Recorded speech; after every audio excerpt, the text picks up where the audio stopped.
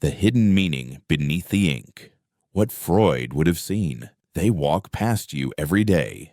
At the cafe, at the gym, in the office, at the university. Women with tattoos, some small, some large. A butterfly on the wrist, a snake down the spine, a cryptic phrase in a foreign language curling across the ribs. You glance, you wonder, maybe even admire. But have you ever asked, what does it really mean? What does it say? Not about fashion, not about art, but about her mind. Because beneath the ink, beneath the skin, beneath the modern slogans of empowerment and expression, there lies something much older. Something much darker, something Freud would have seen in an instant. And it has almost nothing to do with beauty and everything to do with psychology. To understand this, we must begin with Freud himself. Sigmund Freud, founder of psychoanalysis, one of the most controversial minds in the history of psychology. A man who dared to say, we are not rational creatures. We are driven by forces we do not understand. Unconscious drives, fears, traumas, and desires. And among his many insights into the human soul, one truth stands out. What we display outwardly often conceals what we fear inwardly. In other words, the more someone announces something about themselves, the more they may be hiding its opposite deep below. Let us apply this to the question of tattoos. Because, make no mistake, a tattoo is not simply art. It is a statement, a mark, a declaration to the world. This is who I am. But the real question is, why does the person need to declare it? Why do they need it carved into their skin forever? Freud would say, because the surface is covering the unconscious beneath. Consider the case of Anna. Anna, 28, marketing specialist. Sleeve tattoo down her right arm, flowers, vines, snakes, and a phrase, trust no one. When asked why she chose this tattoo, Anna laughed.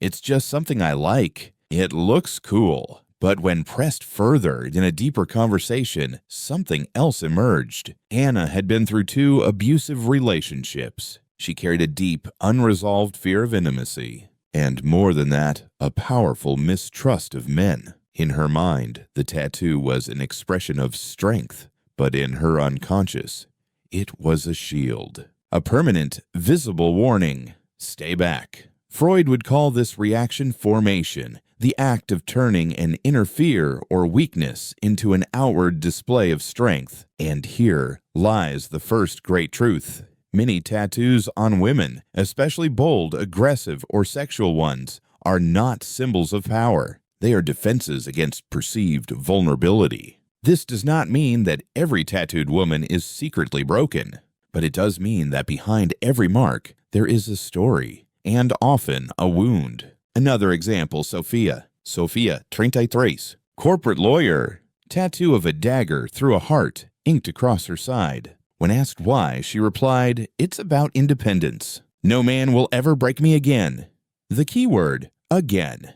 Here is the hidden history. Sophia's first love ended in betrayal, a 5-year relationship shattered by infidelity. She carried the wound for years and in time transformed it into a symbol. But again, not for others, for herself. The tattoo was not art, it was armor, a visible reminder of a deep invisible pain. Freud taught that the symptom is a compromise between the desire and the defense. And in many cases, tattoos become exactly that, a compromise between inner fragility and outer defiance. This is why, statistically, tattoos in women correlate highly with past trauma, relationship instability, anxiety and depression, impulsivity. These are not judgments. They are facts, documented in multiple psychological studies. Because again, the ink is not random. It speaks, whether the wearer knows it or not. Here is another pattern Freud would have noticed. Sexualized tattoos often signal sexual anxiety, not freedom. You see it often today, the provocative placement, lower back, pelvis, side of the breast. Symbols of seduction, cherries, lips, lace. Modern culture says empowerment, but Freud would say projection, compensation, fear, Because when sexuality is worn on the skin so loudly, it often reveals an inner conflict about sex itself. Consider the case of Maria. Maria, 26, fitness model, tattoo, a pair of red lips on her hip, outwardly confident, Instagram full of photos, proud of her body. But in her sessions with a therapist, another truth emerged: severe body dysmorphia, a history of disordered eating, deep anxiety about her attractiveness. The tattoo, again, was a mask, an external symbol to fight an internal doubt. This is the core of Freud's teaching. Where there is a symptom, there is a meaning. And in the case of tattoos, the meaning often lies in unspoken fears, hidden traumas, and unresolved desires. But what about the claim, "It's just for me. I don't care what others think"? Freud would smile. Because here's the paradox. If it were truly just for me, why make it so visible? Why broadcast it to the world forever? No one tattoos their own body in secret for their own eyes. The tattoo by its nature is an act of public communication. And this brings us to the deeper truth. Many tattoos are a cry, a silent one, for validation, for recognition, for identity. Freud would call this the return of the repressed. What cannot be expressed consciously is acted out on the body. The woman who feels unseen marks herself to be seen. The woman who fears weakness marks herself with strength. The woman who distrusts love marks herself with hardness. And in this way, the tattoo becomes a mirror of the unconscious. Of course, not every tattoo is a symptom, but every tattoo is a sign, a message, and to ignore that is to miss the psychology beneath the ink. In the next section, we will go deeper into why certain types of tattoos reveal specific unconscious dynamics, and how Freud's most controversial theories about female psychology might explain the explosive popularity of ink among modern women. But be warned, it will not be comfortable, and it will not be what you've been told. The popularity of tattoos among women is no accident. It is not a random fashion trend. It is not empowerment alone. It is a phenomenon, one that Freud, if he were alive today, would have found both fascinating and troubling. To understand why, we must go back, deeper than skin, deeper than art, deeper than trend, to the structure of female psychology itself. Because what drives a woman to permanently mark her body often lies in realms of the mind she herself does not fully understand. Freud's insight was simple, but revolutionary. The conscious mind is but the tip of the iceberg. Beneath it lies the vast unconscious, a world of forgotten memories, repressed traumas, and primitive instincts. And in women, this unconscious plays an enormous role in shaping behavior. Modern culture teaches she knows what she wants. She chooses freely. Tattoos are just art, nothing more.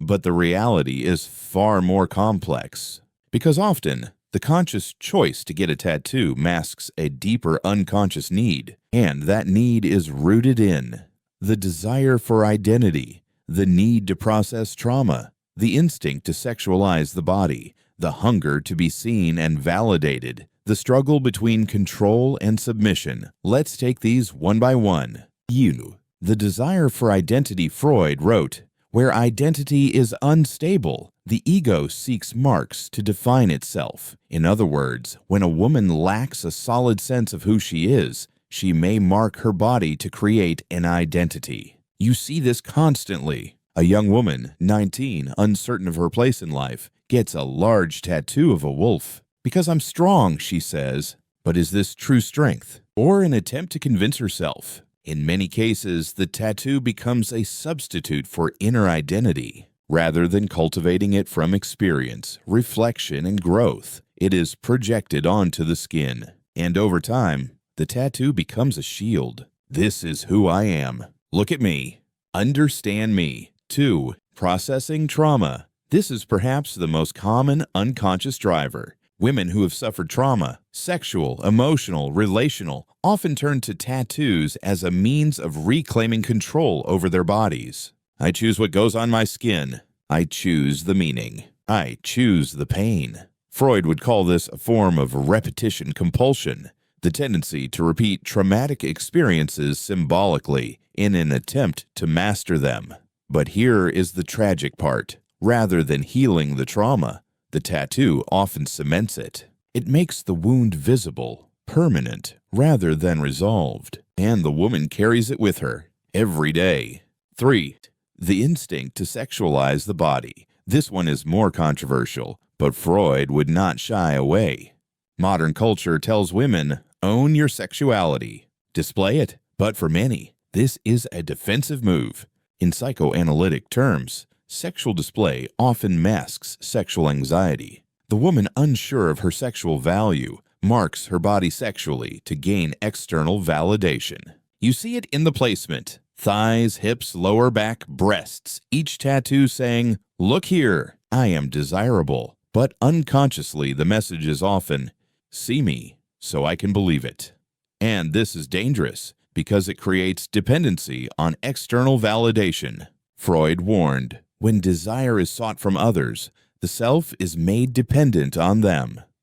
4. The hunger to be seen. This is perhaps the most universal unconscious driver. We live in an era of social media, of endless visibility, and for many women, a tattoo is a way to be seen, to stand out, to express something unique. This makes me different. But again, the deeper question is, why is there such hunger to be seen? In many cases, it is compensation for inner invisibility. Women who felt unseen in childhood, ignored by parents, neglected in relationships, now mark themselves in ways that demand attention. It is not vanity. It is a cry. See me, acknowledge me, validate me, and the tattoo becomes the medium for that cry. 5. The struggle between control and submission. Freud wrote much about the duality of human desire. We seek both control and surrender. In many women, tattoos become a battlefield for this tension.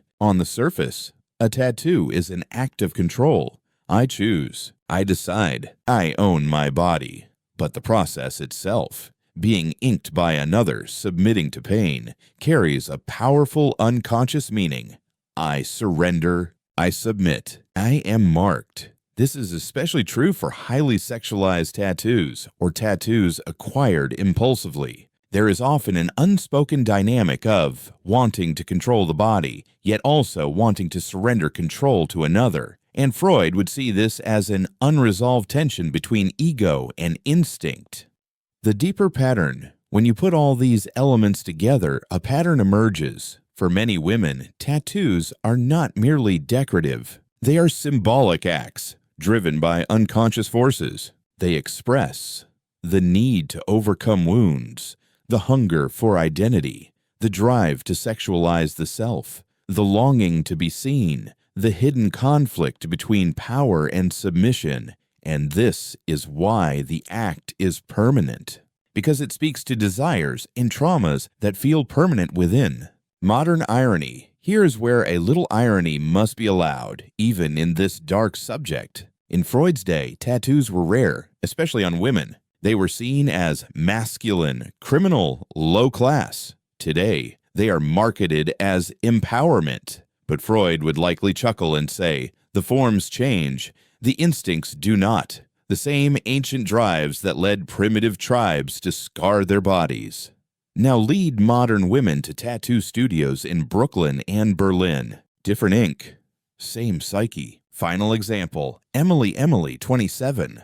Multiple tattoos, roses, skulls, a quote, love kills. On Instagram, thousands of followers. Image of confidence. But in private, deep history of abandonment. Father left at age 5. Series of toxic relationships. Struggles with self-worth. The tattoos. A mask. A shield. An attempt to rewrite her story on her skin.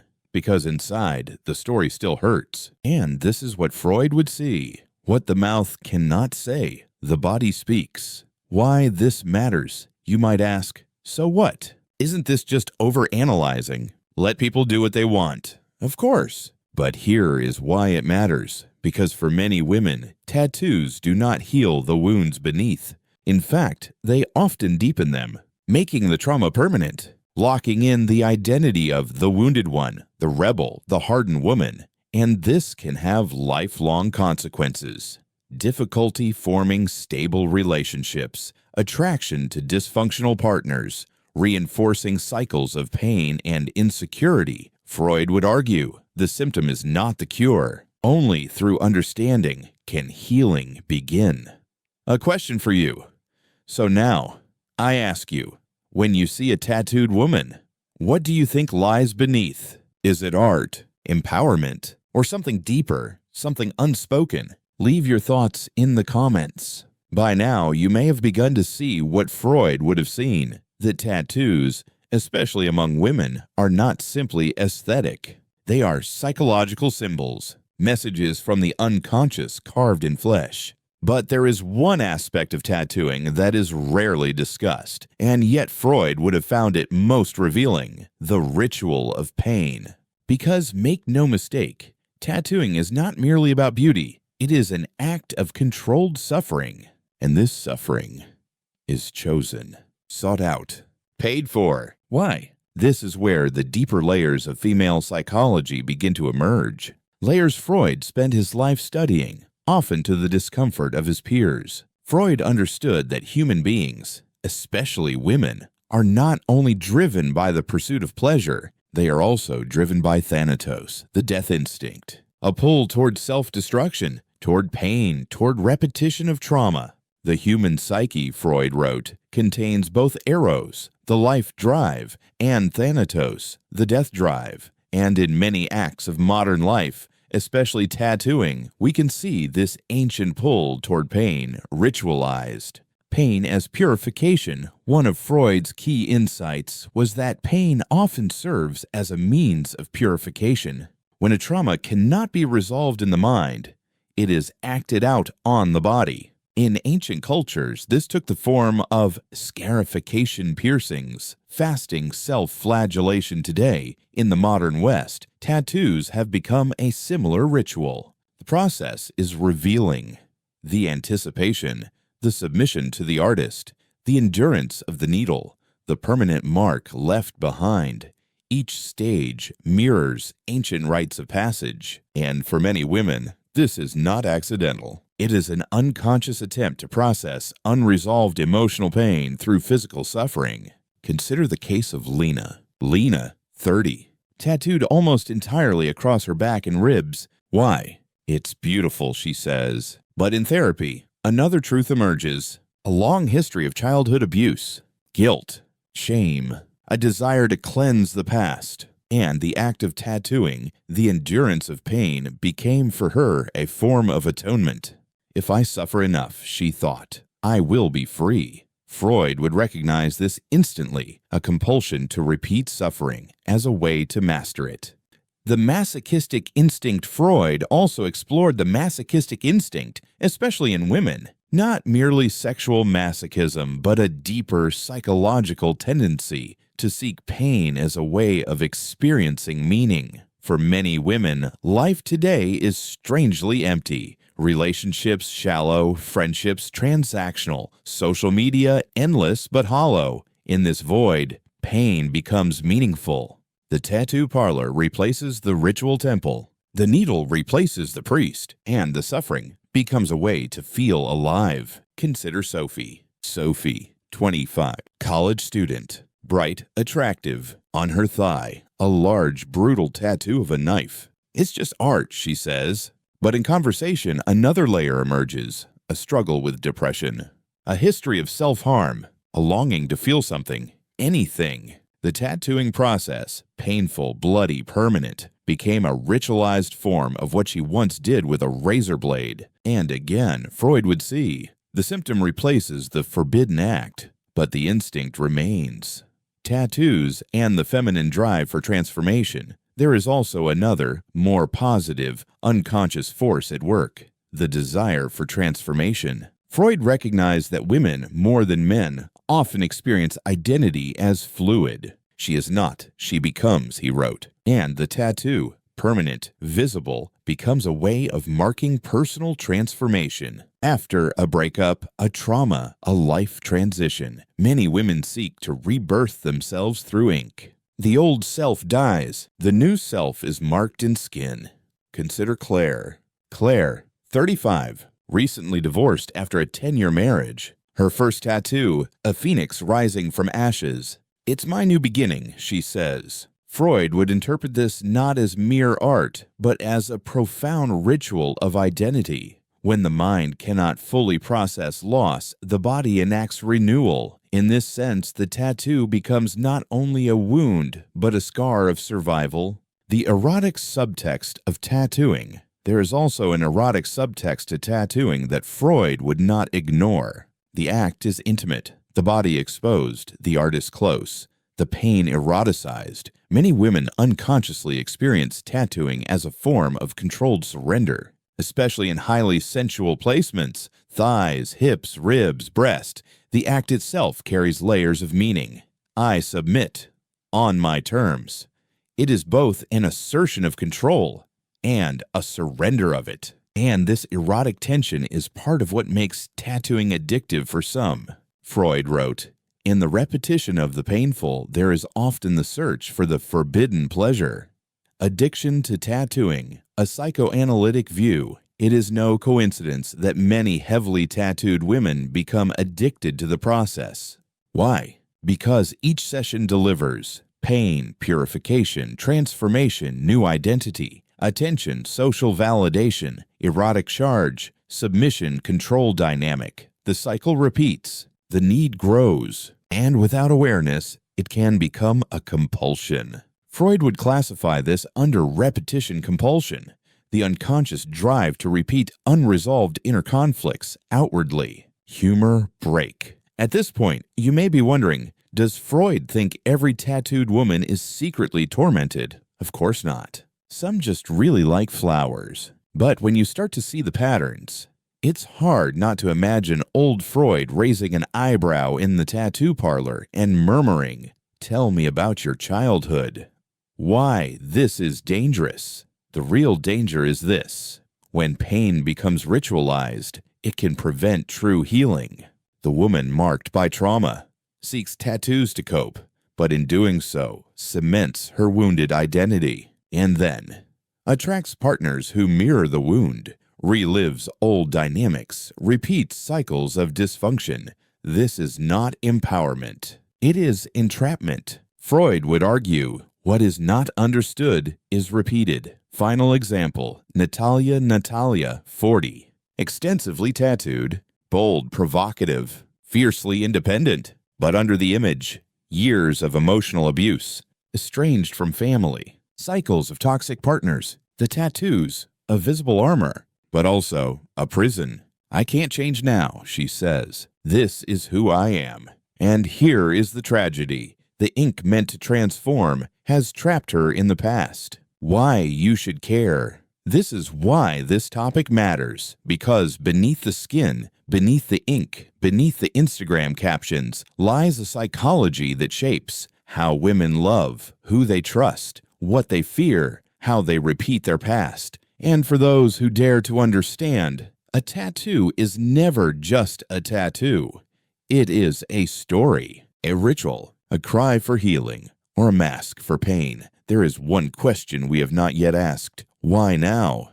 Why has the rate of tattooing among women skyrocketed in the last 2 decades? Not just in subcultures, not just in fringe groups, but everywhere. Students, mothers, professionals, doctors, lawyers. Why? It is not a coincidence. It is not simply fashion, and it is not progress. Freud, if he were here, would say, we must look not only at the individual psyche, but at the collective. Because what we are seeing is not just personal choice, but social contagion. The collective unconscious Freud student Carl Jung expanded Freud's ideas into the notion of the collective unconscious, patterns, symbols, and drives that emerge not from the individual alone, but from the culture around them. And today's tattoo explosion among women is exactly that, a cultural pattern driven by social media, peer imitation rebellion against outdated norms, the hunger for identity in a rootless world, tattoos and social media, the echo chamber. In Freud's time, a tattooed woman was rare, taboo, seen as deviant. Today, social media, Instagram, TikTok, has glamorized tattoo culture. The female body is now curated for the gaze, not only through fitness and fashion, but through ink. A tattooed woman posts, "This is who I am," and is rewarded. Likes follows admiration. "You're so brave, so hot, such a badass." This creates a powerful loop. Tattoo, social validation, more tattoos, more validation, and the woman becomes addicted, not just to the ink, but to the image of herself it produces. Freud would call this the ego ideal projected onto the public mirror. In other words, she no longer sees herself as she is, but as she is reflected through others. And in this dynamic, the tattoo becomes a tool of ego inflation, but also a trap, because now the woman's value is tied to the image, and the image is tied to the ink. Change becomes harder. Identity hardens. The false self eclipses the real one. Peer contagion, the female herd instinct. Freud also wrote about the herd instinct, the human tendency, especially in women, to align with the group. To be excluded is death. To belong is life. And in the modern female social world, tattoos have become a rite of belonging. One woman in a friend group gets a small tattoo. Soon, 2 more. Soon, all of them. Not out of deep inner conviction, but out of the unconscious need to remain part of the group identity. Freud would see this as identification with the group ego. In other words, who we are is what we all are together, and the tattoo becomes the symbol of that belonging. Tattoos as rebellion or imitation. Many women claim, "My tattoo is an act of rebellion, of independence." But Freud would ask, is it really rebellion when every other woman around you is doing the same? True rebellion is rare. What we often call rebellion today is merely conformity in new clothes. And in the modern tattoo craze, this is clear. The more tattooed women become, the less each tattoo signifies true individuality. Instead, it becomes part of a new herd identity. We are the inked ones. We are fierce. We are free. But how free is an identity that requires permanent marks to prove itself? Tattoos and father hunger. Freud would also point to one more unconscious driver, rarely spoken of today: father hunger. In his work on family dynamics, Freud observed, where the father is absent physically or emotionally, the daughter seeks marks of identity elsewhere. And in modern culture, the breakdown of the family, the rise of single motherhood, the absence of strong paternal figures has left many women unanchored. Without the father's gaze, the father's approval, the father's structure, many women turn to the peer group, the media, the tattoo artist, in a search for grounding, for a mark of identity. I did this myself. I own myself. I am my own father now. The tattoo in this light becomes not just a symbol, but a surrogate rite of passage. Final example, Rachel, 24, 9 tattoos, most done before age 22. Her story, father left at 3. Raised by her mother, no contact with male mentors, relationships with older men, often dysfunctional. Her tattoos, they make me feel strong, she says, but beneath that, an unspoken hunger for protection, for structure, for boundaries. What Freud would call the unfulfilled paternal need, externalized through symbolic marking.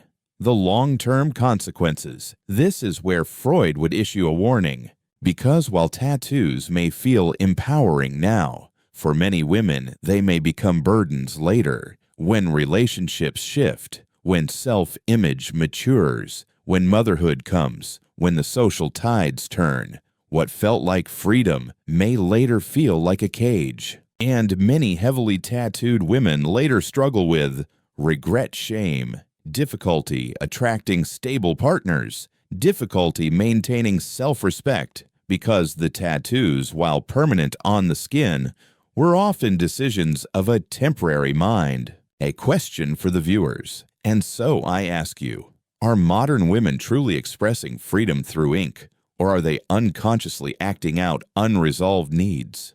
What do you think? Leave your thoughts in the comments.